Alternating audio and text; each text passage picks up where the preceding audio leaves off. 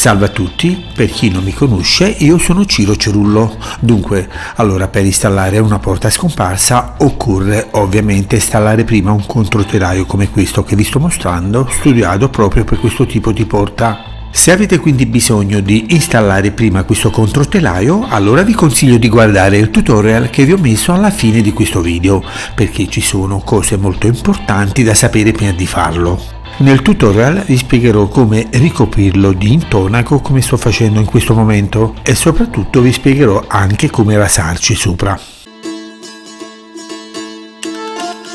Da notare che una volta installato questo controtelaio potete ricoprirlo anche con delle pietre oppure potete ricoprirlo anche con delle piastrelle o semplicemente potete pitturarci sopra. Ovviamente se questo controtelaio già è presente sulla vostra parete, allora dovete solo installare la porta scomparsa. In questo caso seguite direttamente i consigli che vi do in questo video.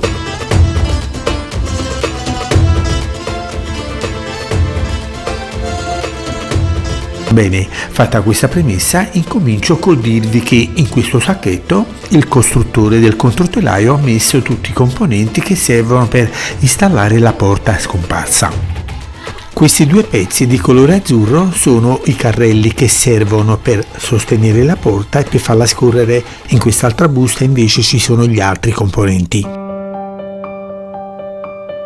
Quando installeremo il carrello che ora vi mostro, eccolo qua, ricordatevi che dobbiamo tener conto che quando la porta sarà completamente chiusa, il centro di questo carrello deve arrivare a una distanza di 15,5 cm dal battente. Ecco, guardate come mostrato da questo fermo immagine. Questo per evitare che il carrello possa uscire fuori dal foro nel quale lo sto inserendo adesso.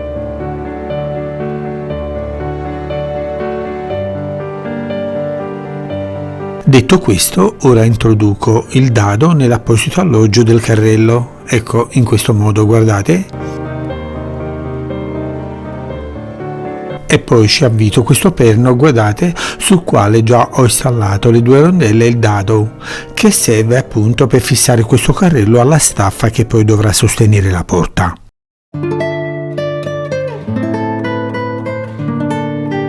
Inserisco quindi il primo carrello e poi inserisco anche il secondo. Chiedo scusa se mi ripeto, ricordatevi che il perno che ho installato sul carrello che si trova alla sinistra del vostro schermo deve arrivare per forza a una distanza di 15 cm, 15 cm e mezzo dal battente una volta che sarà completamente chiusa la porta. Questo perché, come già vi ho detto, il carrello non deve uscire dal foro nel quale l'abbiamo inserito quando appunto chiuderemo questa porta. Installo quindi la prima staffa che va nella parte posteriore della porta. Anche se non ha importanza il punto esatto dove la metto, comunque farò capitare il foro centrale di questa a 15,5 cm dall'estremità della porta. Come già vi ho detto più volte, per quanto riguarda invece l'altra staffa, quella che adesso installerò nel lato della battuta, dunque questa deve essere fissata assolutamente in modo tale che il foro centrale dove verrà avvitato il perno deve capitare esattamente a 15 cm e mezzo dall'estremità della porta come vi sto mostrando. Questo per evitare che il carrello, come già vi ho detto, possa uscire dal foro. Adesso installo anche il gommino paracolpi nel lato posteriore, più o meno al centro. In questo modo, quando apriremo la porta, questo gommino attenuerà il colpo evitando di farla sbattere forte. Bene, la porta è pronta per essere installata. Se avete la possibilità, fatevi dare la mano da qualcuno, in questo modo ovviamente farete prima. Per appenderla è molto facile perché non dobbiamo fare altro che far entrare le teste dei perni dei due carrelli nelle staffe come vi sto mostrando in questo fermo immagine. In particolare il foro della staffa deve capitare tra le due rondelle che ci sono sul perno. Adesso occorre mettere la guida a terra che serve sia per tenerla dritta e sia per non farla sbattere durante lo scorrimento. Per fissare esattamente questa guida al centro vi consiglio di incollare della carta gommata sul pavimento per ricavare la sagoma esatta della porta. Mentre facciamo questo, fate attenzione che la porta deve essere ben equidistante dai due lati del cassonetto, cioè perfettamente al centro come vi sto mostrando adesso. Ora possiamo rimuovere di nuovo la porta per fissare la guida.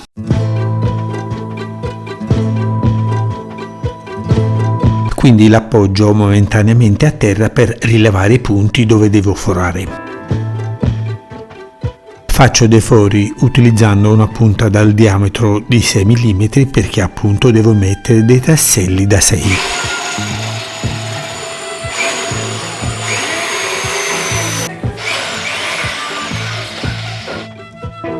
Come avrete capito, questa guida si inserirà dentro un solco che si trova proprio sotto la porta. Ad esempio, ora vi mostro un'altra porta, guardate, eccola qua. Sotto c'è questo solco e quindi la guida deve inserirsi proprio qua dentro.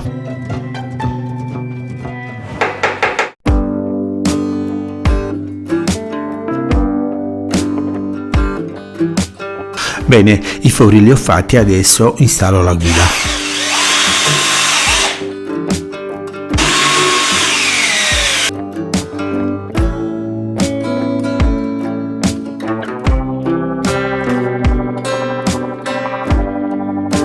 A questo punto possiamo installare la porta facendo molto attenzione alla guida che si trova a terra e che vi sto mostrando in questo fermo immagine. Questa guida deve entrare nel solco che vi ho detto prima e che si trova appunto sotto la porta. Fatto questo, poi possiamo agganciare la porta ai perni dei due carrelli.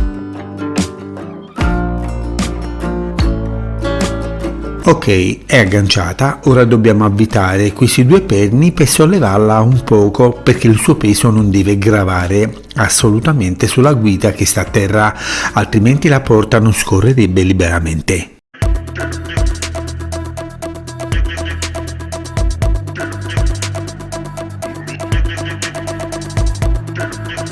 Una volta fatto, dobbiamo verificare se la porta è perfettamente a livello col pavimento utilizzando appunto una livella bolla.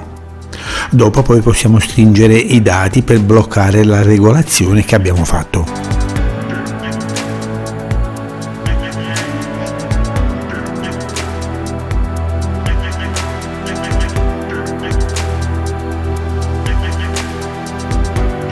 Alla fine di questa regolazione la porta deve essere perfettamente libera di scorrere e soprattutto deve risultare perfettamente parallela al pavimento, ovviamente.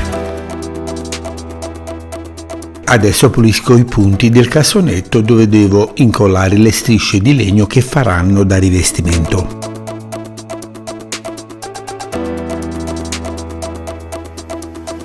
Questa è una delle due strisce di legno che devo incollare. Userò un po' di silicone trasparente che metterò in questo solco evidenziato da questo fermo immagine.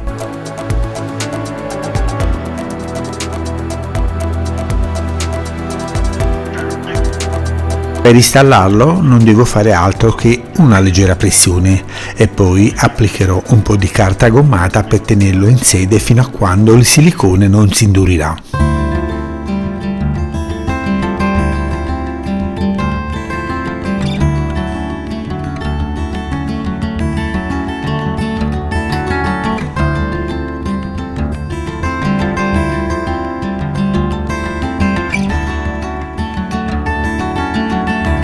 Ovviamente la stessa cosa la faccio anche dall'altro lato, ossia nel lato interno del bagno.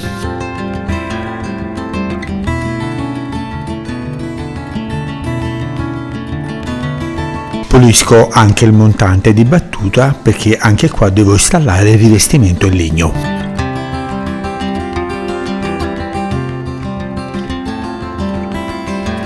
Questa è la striscia di legno che deve rivestire il montante di battuta. Userò solo del silicone trasparente per incollarlo, ma se volete, per una maggiore sicurezza, oltre al silicone potete applicarci anche due viti.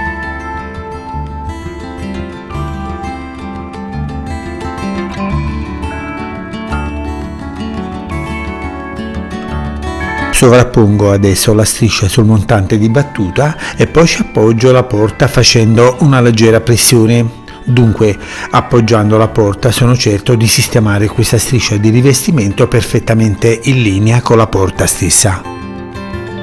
Con una mano adesso mantengo la striscia di legno ben ferma e l'altra invece apro la porta per controllare se è tutto ok.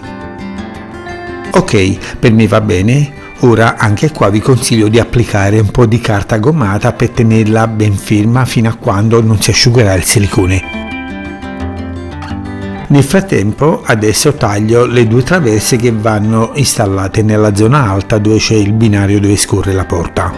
Se non avete una sega da banco come quella che vi sto mostrando, potete andare anche da un falegname che con pochi euro ve le taglierà lui. Su questa traversa adesso devo applicare una spazzola, anche questa viene fornita più lunga, quindi la taglio per adattarla. Come state vedendo si applica facendo soltanto una leggera pressione.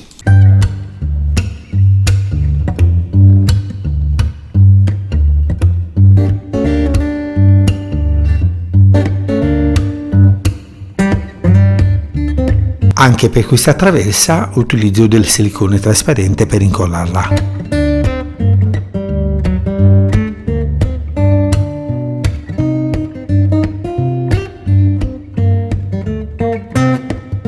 La stessa cosa la faccio anche con l'altra che devo installare nel lato interno del bagno.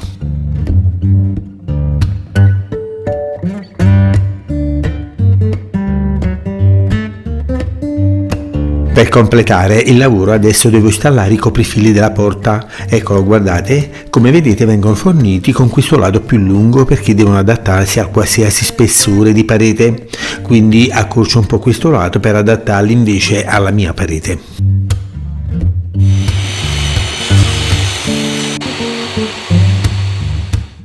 Per fissare i coprifili applico il silicone nel solco che c'è sulla traversa e anche nei solchi che ci sono sulle due strisce di legno che ho installato ai lati della porta per coprire il metallo.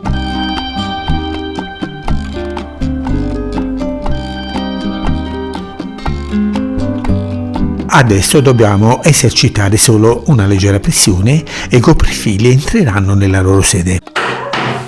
Carissimi amici, volevo ricordarvi che se volete acquistare tutto quello che vi occorre per installare il controtelaio di questa porta scomparsa e se volete vedere anche il tutorial su questo argomento, allora in descrizione di questo video troverete tutti i link che vi servono. Dovete solo cliccarci sopra.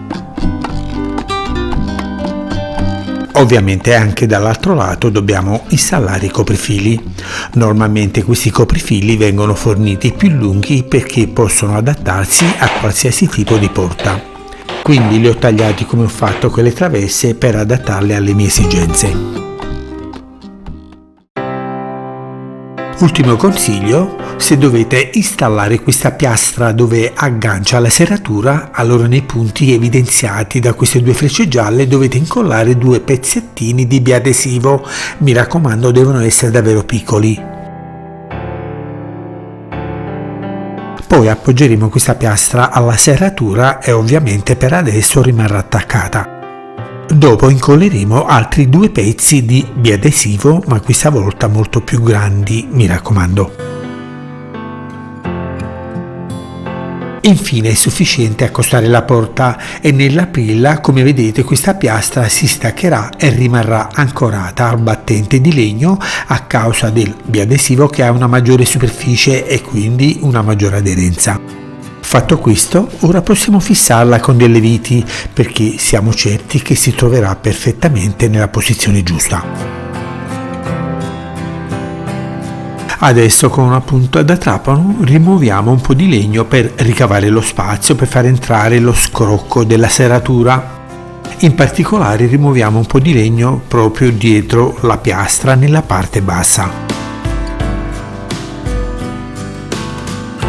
Per concludere rimuoviamo il biadesivo dietro alla piastra che non serve più e poi avvitiamo anche le due viti.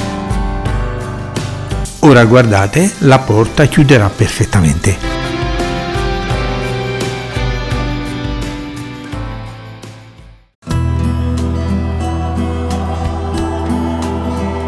Allora signori, cosa ne dite? credo di aver fatto un ottimo lavoro. Mi auguro tanto che anche voi la pensiate come me. Nel collaudare dobbiamo fare attenzione che la porta si apra senza fare alcun tipo di rumore e soprattutto applicando soltanto un minimo di forza.